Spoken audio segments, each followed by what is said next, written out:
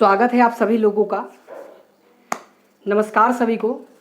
तो आज हम लोग बेसिकली एडवांस लेवल पे कुछ फ्रीडल क्राफ्ट एल्काइलेशन और एसाइलेशन रिएक्शन के बारे में बातचीत करेंगे और हम लोग कुछ बातें सीखेंगे भी, ठीक है ना।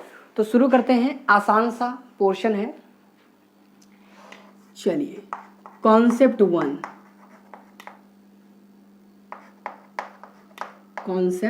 वन। ये जाहिर सी बात है, जब आप फ्रीडल क्राफ्ट एल्काइलेशन रिएक्शन कराते हैं, ठीक है ना, ध्यान से देखिएगा। जैसे ये बेंजीन रिंग है, इसका रिएक्शन जब आपने RX के साथ कराया इन द प्रेजेंस ऑफ AlCl3, ठीक है, तो आप लोगों को पता होगा कि R जाके इसके साथ क्या हो जाएगा, ऐड हो जाएगा, ठीक है ना। लेकिन इसके साथ साथ बच्चों दो और भी प्रोडक्ट बन सकते हैं या दो से ज़्यादा प्रोडक्ट भी बन सकते हैं, ठीक है। या तो ये प्रोडक्ट बन जाए और या तो ये प्रोडक्ट बन जाए, या 3R भी लग सकता है, 4R भी लग जाएगा, या सारे के सारे कार्बन पे क्या लग जाएंगे, एल्काइल ग्रुप। सवाल उठता है कि एक ही एल्काइल ग्रुप लगने के बाद यही मेजर आना चाहिए था, लेकिन ये दोनों प्रोडक्ट कैसे आ गए, जरा इसको समझते हैं, ठीक है ना। चलिए, जैसे आपको पता है कि ये RX है, इसका रिएक्शन जब AlCl3 के साथ होता है तो जाहिर सी बात है हैलोजन के निकलने के बाद ये R नाम का प्लस चार्ज जनरेट होता है, R नाम का इलेक्ट्रोफाइल जनरेट होगा और यही कौन सा रिएक्शन कराएगा, इलेक्ट्रोफिलिक एरोमेटिक सब्स्टिट्यूशन रिएक्शन। अब क्या होता है, यही बंदा किसके ऊपर, बेंजीन रिंग के ऊपर जब अटैक करता है तो वाया इलेक्ट्रोफिलिक सब्स्टिट्यूशन रिएक्शन हमें ये प्रोडक्ट प्राप्त हो जाता है, ठीक है।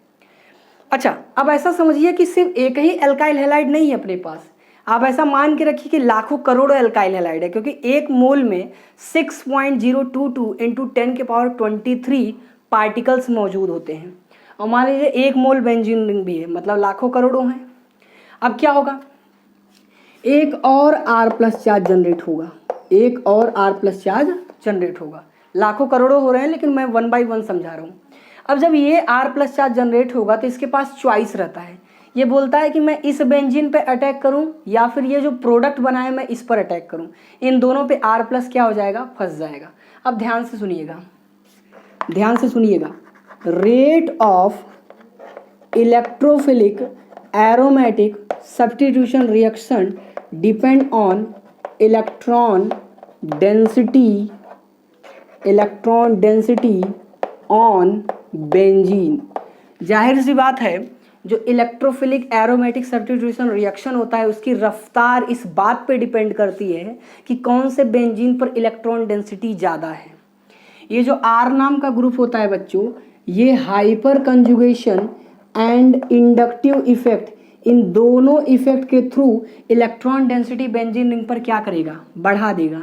तो अगर मैं आपको बताऊं तो इन दोनों बेंजीन रिंग में इस बेंजीन पर इलेक्ट्रॉन डेंसिटी इस समय क्या है, सबसे ज़्यादा है, और इसके कंपैरिजन में इस बेंजीन पर इलेक्ट्रॉन डेंसिटी क्या है, कम है। इस बेंजीन का मतलब पर्टिकुलर इस बेंजीन की बात नहीं चल रही है। इस रिएक्शन के अंदर लाखों करोड़ों बेंजीन है और यहाँ पे ये एल्काइल बेंजीन है। तो मैं बता रहा हूँ कि इन दोनों में इस पर इलेक्ट्रॉन डेंसिटी कम है, इस पर इलेक्ट्रॉन डेंसिटी क्या है, ज़्यादा है। तो जिस पर इलेक्ट्रॉन डेंसिटी ज़्यादा होती है उस पर रेट क्या आती है, फास्ट। तो यहाँ पर रेट क्या आएगी, फास्ट आएगी, और यहाँ पे रेट क्या आएगी बच्चों, यहाँ पे रेट क्या आएगी, स्लो आएगी। इसीलिए जो हमारा R प्लस चार्ज है वो बेंजीन रिंग पर ना अटैक करके वो किसके ऊपर अटैक कर देता है, इस एल्काइल बेंजीन के ऊपर।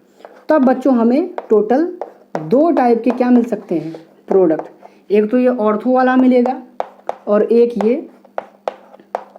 ये पैरा वाला मिलेगा। अब ऑर्थो पैरा इसलिए मिल रहा है क्योंकि हाइपर कंजुगेशन इफेक्ट क्या होता है, ऑर्थो पैरा डायरेक्टिंग ग्रुप होता है। अच्छा, सवाल उठता है कि ये जो फेनोमेना है इसी को क्या बोलते हैं। इसको बोला जाता है पोली एल्काइलेशन। क्या बोला जाता है इसको, पोली एल्काइलेशन। वो भी किसके अंदर हो रहा है, फ्रीडल क्राफ्ट एल्काइलेशन रिएक्शन के अंदर ये वाली घटना क्या हो रही है, घट रही है, ठीक है।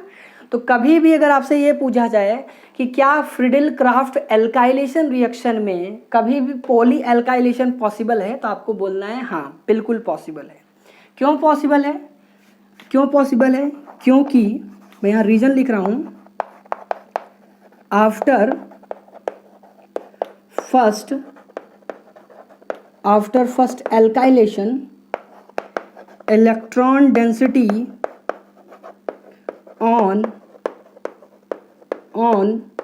benzene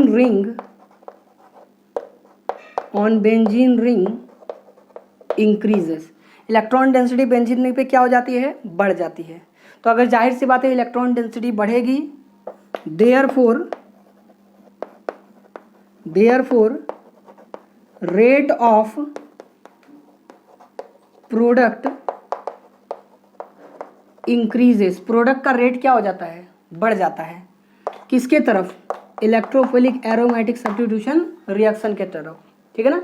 इसी के कारण पॉली एल्काइलेशन में क्या होता है, I mean Friedel craft alkylation में क्या होता है, पॉली एल्काइलेशन पॉसिबल हो जाता है। तो देख लीजिए और लिख लीजिए। अच्छा, फ्रीडल क्राफ्ट एसाइलेशन रिएक्शन के बारे में क्या सीन है जरा देखते हैं। फ्रीडल क्राफ्ट एसाइलेशन रिएक्शन, ठीक है ना, ध्यान से देखिएगा। जैसे ये बेंजीन रिंग है, ठीक है, आपने बेंजीन रिंग में एसाइल ग्रुप को ले जाके क्या किया, ऐड कर दिया AlCl3 के साथ। तो जाहिर सी बात है ये प्रोडक्ट बन जाएगा C≡R, ठीक है। कई बच्चे सोच रहे होंगे कि क्या सर ये प्रोडक्ट बनेगा क्या, C≡OR के साथ C≡OR, क्या ऐसा प्रोडक्ट बनेगा? नहीं। अच्छा, कई बच्चा सोच रहा होगा कि क्या सर मान लीजिए पैरा पे लगा दें, ठीक है। कई बच्चा सोच रहा होगा कि अगर सर पैरा पे लगा दे तो भी क्या ये प्रोडक्ट पॉसिबल है? तो नहीं। तो सवाल उठता है कि क्या poly acylation is possible? Poly acylation is possible, ये सवाल उठता है। तो इसका आंसर होगा poly acylation is not possible, ठीक है ना। पॉली एसाइलेशन पॉसिबल नहीं होता। क्यों नहीं होता? एक झटके में रीजन सुनिए, एक झटके में रीजन सुनिए। जैसे ये बेंजीन रिंग है, ये रिएक्टेंट के अंदर मौजूद है, और जो हमें प्रोडक्ट मिला है वो ये वाला है। जो हमें प्रोडक्ट मिला है वो कौन सा है? ये वाला है, ठीक है। अब ध्यान से सुनिएगा, ये रिएक्टेंट है और ये प्रोडक्ट है, ठीक है ना। ये जो हमारा ग्रुप होता है, ये एसाइल वाला ग्रुप होता है, ये स्ट्रॉन्ग -I एंड -M दोनों इफेक्ट लगाता है, और दोनों इफेक्ट से जो इलेक्ट्रॉन की डेंसिटी होती है बच्चों, वो क्या हो जाती है? डिक्रीज। और इलेक्ट्रॉन की डेंसिटी जब डिक्रीज होगा तो रेट क्या हो जाएगा? घट जाएगा। बेंजीन पे कोई भी -M ग्रुप नहीं लगा है। अगर आप ध्यान दो तो बेंजीन पर कोई -M या -I ग्रुप नहीं लगा है। तो इस पर इलेक्ट्रॉन डेंसिटी क्या है इसके कंपैरिजन में? इस पर इलेक्ट्रॉन डेंसिटी क्या है बताइए? ज़्यादा है। तो रेट क्या है इस समय? रेट क्या है? ज़्यादा है। तो जाहिर सी बात है जो हमारा एसाइल कार्बोकैटायन है, जो हमारा एसाइल कार्बोकैटायन जनरेट हो रहा है, वो इस पर अटैक ना करके वो दोबारा फिर से वो किस पर अटैक करेगा? बेंजीन पर अटैक करेगा, और हमें दोबारा से ही वही सेम प्रोडक्ट मिल जाएगा जो हमें क्या मिला था पहले, ठीक है ना। तो इसके बारे में आप पॉइंट क्या लिखोगे? ऑन फर्स्ट एसाइलेशन, जब पहला एसाइलेशन होता है तो क्या होता है? इलेक्ट्रॉन डेंसिटी ऑन बेंजीन क्या होता है? Decreases. So rate of reaction क्या हो जाता है? Decreases towards electrophilic aromatic substitution reaction. इसीलिए बच्चों मैं आपको दो बातें बताऊंगा, ध्यान से सुनिएगा। फ्रीडल क्राफ्ट एल्काइलेशन के अंदर पॉली एल्काइलेशन पॉसिबल होता है, लेकिन एसाइलेशन के अंदर पॉली एल्काइलेशन पॉसिबल नहीं होता। यहाँ पे पॉली एसाइलेशन पॉसिबल क्यों नहीं होता? क्योंकि इलेक्ट्रॉन डेंसिटी घट जाती है, इसलिए रेट घट जाता है। ठीक है, एल्काइलेशन में पॉली एल्काइलेशन पॉसिबल क्यों होता है? इसलिए पॉसिबल होता है क्योंकि वहाँ पर इलेक्ट्रॉन डेंसिटी बढ़ जाती है। चलिए नोट कीजिए। चलिए तो बच्चों एक काम कीजिए, एक छोटा सा क्वेश्चन आप लोगों के सामने दिख रहा होगा, वीडियो को पॉज कीजिए और इस क्वेश्चन को क्या कीजिए, सॉल्व कीजिए। ठीक है ना? चलिए तो अब हम इस क्वेश्चन को बताते हैं। यहाँ पे बेंजीन है, बेंजीन 1 है और हमारा ये जो चीज़ है वो एक्सेस में है। ये मान के रखिए इसका 1 इक्विवेलेंट है और इसका एक्सेस में है। ये 1 इक्विवेलेंट है, ये क्या है, एक्सेस में है। तो ये दो डिफरेंट रिएक्शन है, लेकिन मैंने अलग अलग एक ही में मिक्स कर दिया है। ठीक है ना? चलिए पहले इसका बताते हैं। जरा बताइए, जब यहाँ पे क्या होगा, CH2 डबल बॉन्ड CH2 के तरफ जब H+ अप्रोच करेगा तो पूरी इलेक्ट्रॉन डेंसिटी किसी कार्बन पे शिफ्ट हो जाएगी और वो क्या हो जाएगा, H+ को डोनेट हो जाएगा। तो इस टाइप का एक बहुत ही ज़बरदस्त और शानदार सा इलेक्ट्रोफाइल जनरेट होगा, जो किसके काम आएगा, वो बेंजीन रिंग के अटैक करने के काम में आएगा। तो जब ये इलेक्ट्रोफाइल बड़े प्यार से बेंजीन रिंग पे जाके अटैक करेगा तो कुछ इस टाइप का क्या बनाएगा, प्रोडक्ट बनाएगा। अच्छा, ये जब प्रोडक्ट बन गया तो इसकी वजह से बेंजीन रिंग पर बच्चों इलेक्ट्रॉन की जो डेंसिटी है वो क्या हो गई, बढ़ गई। इलेक्ट्रॉन की डेंसिटी इसलिए बढ़ गई क्योंकि ये जो ग्रुप होता है एथाइल ग्रुप, ये हाइपर कंजुगेशन इफेक्ट और प्लस आई इफेक्ट से, दोनों इफेक्ट से इलेक्ट्रॉन डेंसिटी क्या करेगा, बढ़ाएगा। तो एक बात बताओ, इसके बाद यहाँ से जो इलेक्ट्रोफाइल जनरेट होगा क्या वो इसके ऊपर अटैक करेगा? 100% अटैक करेगा। क्यों? क्योंकि इलेक्ट्रॉन डेंसिटी क्या है, बढ़ गई है। तो इससे क्या होगा, इस पर लगातार अटैक होता जाएगा, लगातार इलेक्ट्रोफाइल का अटैक होगा। क्यों होगा? क्योंकि यहाँ पे ढेर सारे इलेक्ट्रोफाइल जनरेट हो सकते हैं। तो हमें फाइनली बच्चों इस टाइप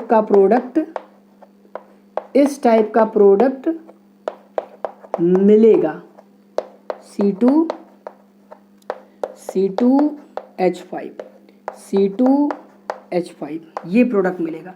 और उसके वजह से एक ही कारण है कि बेंजीन रिंग पर इलेक्ट्रॉन डेंसिटी क्या हो रही है, लगातार बढ़ती चली जा रही है। इसलिए हर एक इलेक्ट्रोफाइल को बेंजीन रिंग क्या करता चला जा रहा है, अपनी तरफ आकर्षित करता चला जा रहा है, अट्रैक्ट करता चला जा रहा है।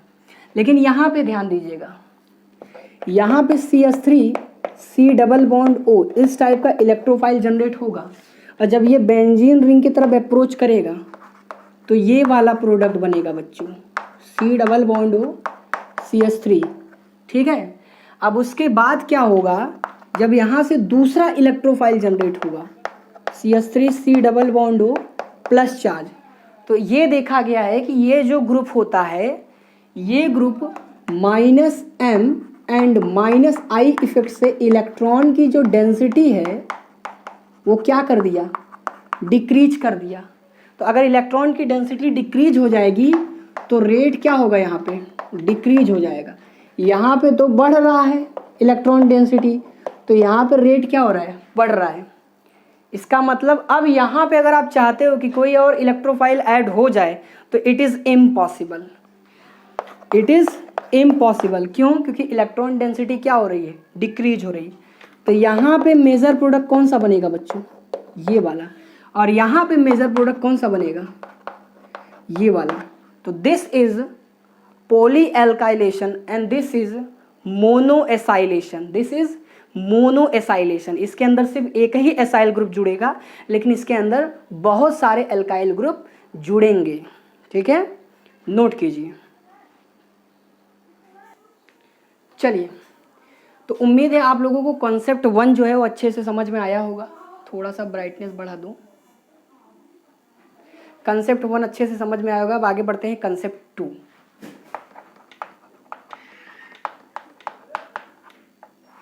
ठीक है ना? अब मैं आपको कुछ ऐसे एग्जांपल्स बताने वाला हूं जहां पर आप ना ही एल्काइलेशन करा सकते हो ना ही एसाइलेशन करा सकते हो। ठीक है, जैसे मान लीजिए ये मैं यहाँ लिख दिया बेंजीन रिंग, ठीक है ना, और यहाँ पे लगा दिया ग्रुप G, ठीक है ना। तो चाहे आप लोग RX in the presence of AlCl3 कराइए, इसको क्या बोलते हैं, एल्काइलेशन। और चाहे आप लोग RC double bond O X in the presence of AlCl3 कराइए, इसको क्या बोलते हैं, acylation. No reaction. No reaction का मतलब हमें अपना डिज़ायर प्रोडक्ट उस मैकेनिज्म के थ्रू प्राप्त नहीं होगा, हमें अपना डिज़ायर प्रोडक्ट उस मैकेनिज्म के थ्रू प्राप्त नहीं होगा। या तो रिएक्शन आगे ही नहीं बढ़ेगी, या अगर बढ़ी तो कुछ अलग टाइप का कॉम्प्लेक्स बना देगा, हमें अपना फ्रीडेल-क्राफ्ट एल्काइलेशन या एसाइलेशन वाला प्रोडक्ट नहीं प्राप्त होगा। इसमें आते हैं केस नंबर 1। केस नंबर 1, अगर G मान लीजिए -M ग्रुप है, कौन सा ग्रुप है, -M ग्रुप, और सारे के सारे -M ग्रुप सारे के सारे, जैसे कि मान लीजिए मैं लिख देता हूँ क्या, एल्डिहाइड ले लो, या NO2 ले लो, या फिर COCl ले लो, या फिर CN ले लो, ETC। इन सारे ग्रुप में से अगर आपने कोई भी -M ग्रुप लगा दिया, इसके अलावा कोई भी, तो वहाँ पे फ्रीडेल-क्राफ्ट एल्काइलेशन और एसाइलेशन पॉसिबल नहीं है। रीजन सुनिए क्यों, कारण देखिए, कारण देखिए। मान लीजिए बेंजीन रिंग पर आपने क्या लगा दिया, NO2 लगा दिया। NO2 का काम क्या होता है मालूम है, NO2 strong -M and -I से इलेक्ट्रॉन डेंसिटी क्या कर देगा, इलेक्ट्रॉन की जो डेंसिटी रहेगा बच्चे उसे क्या कर देगा, डिक्रीज कर देगा। और इलेक्ट्रॉन की जब डेंसिटी डिक्रीज हो जाएगी तो रेट क्या हो जाएगा, डिक्रीज हो जाएगा। और जब रेट डिक्रीज हो जाएगा तो इलेक्ट्रोफाइल यहाँ पे आ ही नहीं पाएगा। रिंग क्या हो जाता है, इलेक्ट्रॉन डेंसिटी जब कम हो जाता है तो रिंग क्या हो जाता है, डीएक्टिवेटेड हो जाता है। और इसी वजह से इस पर कभी भी इलेक्ट्रोफिलिक एरोमेटिक सब्स्टिट्यूशन रिएक्शन के मामले में अगर कभी भी फ्रीडेल-क्राफ्ट एल्काइलेशन या एसाइलेशन की बात होती है तो इस पे ये रिएक्शन पॉसिबल नहीं होता। ठीक है ना, ये रहा आपका केस 1 का एक्सप्लेनेशन। ठीक है, अब केस 2 देखिए आप लोग ध्यान से। कुछ स्ट्रॉन्ग +M ग्रुप, कुछ स्ट्रॉन्ग +M ग्रुप को भी फ्रीडेल-क्राफ्ट एल्काइलेशन या एसाइलेशन से खतरा है। देखिए कैसे, देखिए यहाँ पे एग्जाम्पल पहले लिखूंगा फिर मैं आपको समझाऊंगा, बहुत ही आसान है। ठीक है ना, वो वाले ग्रुप में लिख देता हूँ, जैसे कि मान लीजिए CH2- हो गया, या फिर हो गया कौन सा NH- हो गया, या O- हो गया, या NH2 हो गया, या OH हो गया, या NHR हो गया। ठीक है, या NR2 हो गया। इसको सीरीज में मत सोचिएगा कि मैंने सीरीज में लिखा है, इसमें सीरीज आगे पीछे हो सकता है, डजेंट मैटर। इन सब में भी फ्रीडेल-क्राफ्ट एल्काइलेशन और एसाइलेशन पॉसिबल नहीं होता। अब रीजन सुनिए क्यों। मैं इस फेनॉल का एग्जांपल ले लेता हूँ। मालूम है बच्चों आपको, बेंजीन रिंग पर जब ये फेनॉल लग जाता है तो ऑक्सीजन के पास क्या होता है, लोन पेयर, तो ये as a Lewis base behave करता है। और इसको खतरा किसके साथ होता है, AlCl3 के साथ। एल्यूमिनियम के पास क्या होता है, वैकेंट ऑर्बिटल। और ये जो ऑक्सीजन का लोन पेयर है, या जो इस कार्बन का लोन पेयर है, या जो ये नाइट्रोजन का लोन पेयर है, या जो इस ऑक्सीजन के पास लोन पेयर है, इस नाइट्रोजन के पास लोन पेयर है, इन दोनों नाइट्रोजन के पास लोन पेयर है, ये सारे के सारे लोन पेयर किसको डोनेट हो जाते हैं, एल्यूमिनियम क्लोराइड को। और जिसकी वजह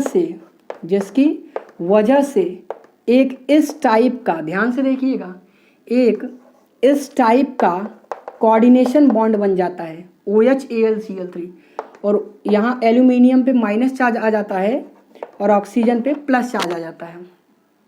अच्छा, ऐसा होने से फ़ायदा क्या होता है, फ़ायदा ये होता है कि जब ये ऑक्सीजन पे पॉजिटिव चार्ज आ जाता है, ठीक है ना, तो अब यहाँ पे ये लोन पेयर डोनेट तो कर नहीं पाएगा, टेंडेंसी तो ख़त्म हो गई। अब ये लगाता है स्ट्रॉन्ग -I इफेक्ट, और जब ये स्ट्रॉन्ग -I इफेक्ट लगाएगा तो इलेक्ट्रॉन की जो डेंसिटी है वो क्या हो जाएगी, डिक्रीज हो जाएगी। इस वजह से रेट ऑफ रिएक्शन भी क्या हो जाएगा, डिक्रीज हो जाता है। इस वजह से यहाँ पे भी -M और ये कौन सा +M के स्ट्रॉन्ग ग्रुप अगर लगा दिए जाते हैं तो यहाँ पे रिएक्शन पॉसिबल नहीं हो पाता। ठीक है, कुछ और भी ग्रुप होते हैं, केस थर्ड, स्ट्रॉन्ग माइनस आई ग्रुप। स्ट्रॉन्ग वाले माइनस आई ग्रुप ले लेता हूँ, जैसे कि हम ले लेते हैं क्या, NR3 का प्लस चार्ज ले लो, या फिर CH3 ले लो, ठीक है ना, या फिर ले लो NH3 का प्लस चार्ज।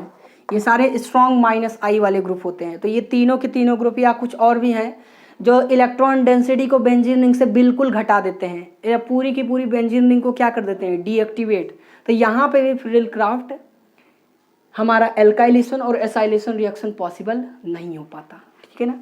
इतना लिखिए, फिर हम लोग आगे बढ़ते हैं। चलिए, तो एक काम करते हैं, आप लोगों को एक क्वेश्चन दे रहा हूं, लेकिन कंसेप्ट 3, इसे कंसेप्ट 3 के नाम से बताऊंगा, ध्यान दीजिएगा, ठीक है। चलिए, ये है ब्रोमोबेंजीन, ठीक है। इसका रिएक्शन आप कराइए RX in the presence of AlCl3, ठीक है। और इसके अंदर में benzene ring as a solvent use कर लेता हूँ। चलिए, वीडियो को पॉज कीजिए और इस रिएक्शन का प्रोडक्ट बनाइए। देखता हूँ कौन कौन ऐसा है, मतलब जो अपने आप को मतलब 30 मार्का समझता हो कि नहीं मैं तो बना दूंगा, तो बनाइए। सॉल्वेंट बेंजीन रिंग है, ध्यान रखिएगा। बेंजीन रिंग एक पोलर, वो नॉन पोलर सॉल्वेंट होता है, किसी काम का नहीं होता, बस ऐसे टाइम पास के लिए मैंने डाल दिया है, ठीक है ना। चलिए, अच्छा अब मैं बताता हूँ, ठीक है। चलिए, तो बहुत सारे बच्चों ने सोचा होगा, जाहिर सी बात है, बहुत सारे बच्चों ने सोचा होगा कि सर ये तो ब्रोमीन है, और सर ये ऑर्थो पैरा डायरेक्टिंग ग्रुप होता है, तो पैरा में ज़्यादा प्रोडक्ट बनेगा और ऑर्थो पे कम बनेगा, ये आपने सोचा होगा, ठीक है ना।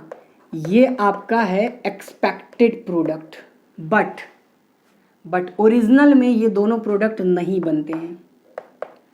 ओरिजिनल में इसका जो प्रोडक्ट बनता है वो ये वाला बनता है, ये वाला बनता है, मैं यहाँ बता रहा हूँ अलग से, ये वाला प्रोडक्ट बनेगा।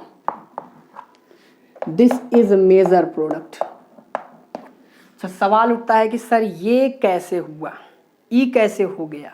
समझिए ध्यान से, हमारे पास रिएक्टेंट के अंदर एक तो मौजूद है ब्रोमोबेंजीन और एक मौजूद है बेंजीन स्वयं। आप यही तो गलती करते हो, बेंजीन सॉल्वेंट है तो सॉल्वेंट पे मत जाओ, पहले ये तो देखो कि इस रिएक्शन के अंदर दो बेंजीन मौजूद हैं। अब सवाल ये उठता है कि कौन से बेंजीन पर इलेक्ट्रॉन की डेंसिटी ज़्यादा है। ब्रोमोबेंजीन जो होता है वो स्ट्रॉन्ग माइनस आई इफेक्ट लगाता है, ठीक है। तो इस वजह से यहाँ पे इलेक्ट्रॉन की जो डेंसिटी है वो क्या है, यहाँ पे जो इलेक्ट्रॉन की डेंसिटी क्या है, कम है, और बेंजीन पर इलेक्ट्रॉन की डेंसिटी क्या है, ज़्यादा है। तो रेट बेंजीन के लिए क्या आएगी, ज़्यादा आएगी, और ब्रोमोबेंजीन के लिए रेट क्या आएगी, कम आएगी। तो रेट ऑफ रिएक्शन जिसके लिए ज़्यादा होगा, जाहिर सी बात है मेजर प्रोडक्ट क्या होगा, उसी के लिए बनेगा। तो अब जो हमारा ये इलेक्ट्रोफाइल यहाँ से जनरेट हुआ था इस रिएक्शन में, वो ब्रोमोबेंजीन पे अटैक ना करके वो किसके ऊपर अटैक करेगा, बेंजीन के ऊपर, और स्वयं हमें कौन सा, alkyl benzene as a major product मिलेगा। तो भैया ऐसे क्वेश्चंस नाक के नीचे से अगर IIT एडवांस में आ गया तो क्या होगा, आप गड़बड़ कर बैठोगे, ठीक है ना। तो दिमाग से काम लीजिए। एक और क्वेश्चन देता हूँ, ये तो था पहला क्वेश्चन, एक और क्वेश्चन दे रहा हूँ। ये है ब्रोमोबेंजीन, ठीक ना, इसका रिएक्शन कराइए RX के साथ इन द प्रेजेंस ऑफ AlCl3, और साथ में आप यूज कीजिए नाइट्रोबेंजीन एज अ सॉल्वेंट। चलिए, वीडियो को पॉज कीजिए और इस क्वेश्चन को सॉल्व कीजिए, बताइए मेजर प्रोडक्ट कौन सा आएगा।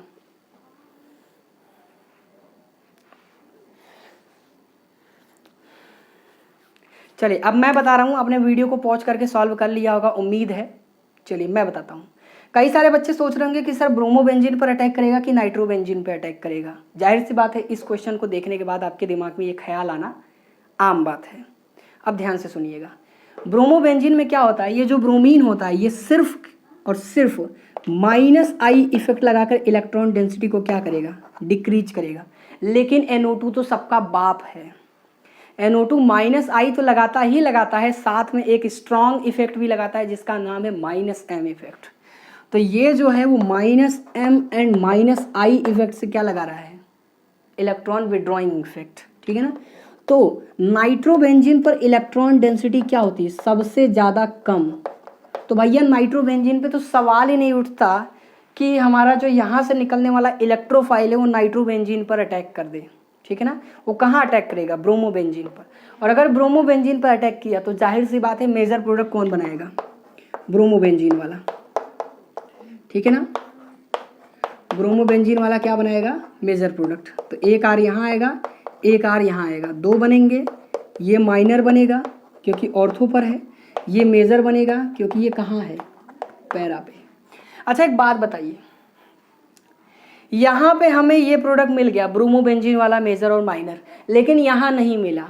तो इन दोनों में आपको कॉमन बात क्या समझ में आ रही है, ज़रा दिमाग लगाइए। यहाँ पे ब्रोमोबेंजीन वाला मेजर प्रोडक्ट मिला लेकिन यहाँ नहीं मिला, इसका मतलब हमने सॉल्वेंट का खेल बदला। यहाँ बेंजीन नहीं यूज किया, यहाँ नाइट्रोबेंजीन यूज किया। नाइट्रोबेंजीन पे हमें अपना डिज़ायर प्रोडक्ट तो मिल गया, लेकिन बेंजीन पे हमें अपना डिज़ायर प्रोडक्ट नहीं मिला। इसका मतलब बेंजीन बढ़िया सॉल्वेंट नहीं है। फ्रीडल क्राफ्ट एल्काइलेशन और एसाइलेशन रिएक्शन के लिए, ध्यान से सुनिएगा, फ्रीडल क्राफ्ट एल्काइलेशन और एसाइलेशन रिएक्शन के लिए benzene is not a better solvent. हम किसका यूज कर सकते हैं, नाइट्रोबेंजीन का। तो एक बढ़िया सा शानदार सा नोट आपके कॉपी में मैं लिखवा देता हूँ, ठीक है ना।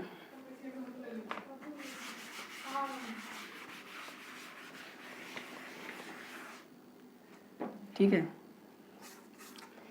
शानदार सा नोट आप लिख सकते हो, ठीक है, लिख लीजिए। नाइट्रोबेंजीन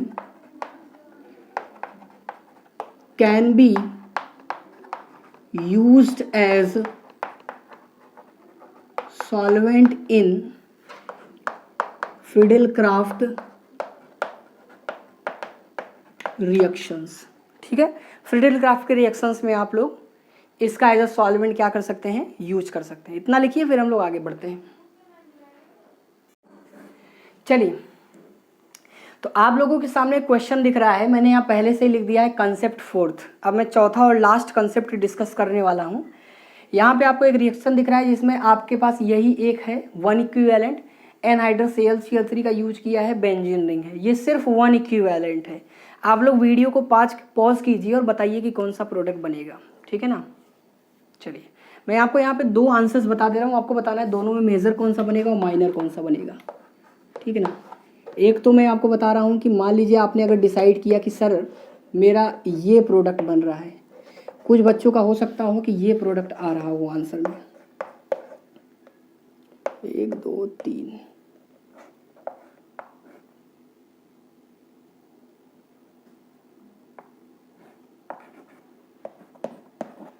ठीक है ना। दोनों में मेजर और माइनर कौन सा बनेगा, यही आपको बताना है।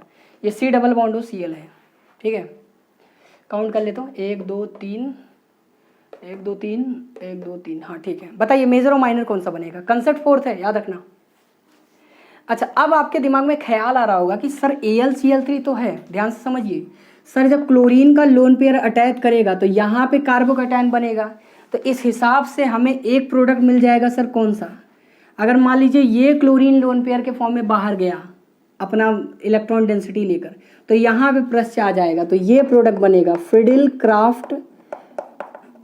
क्राफ्ट एल्काइलेशन वाला प्रोडक्ट बन जाएगा सर।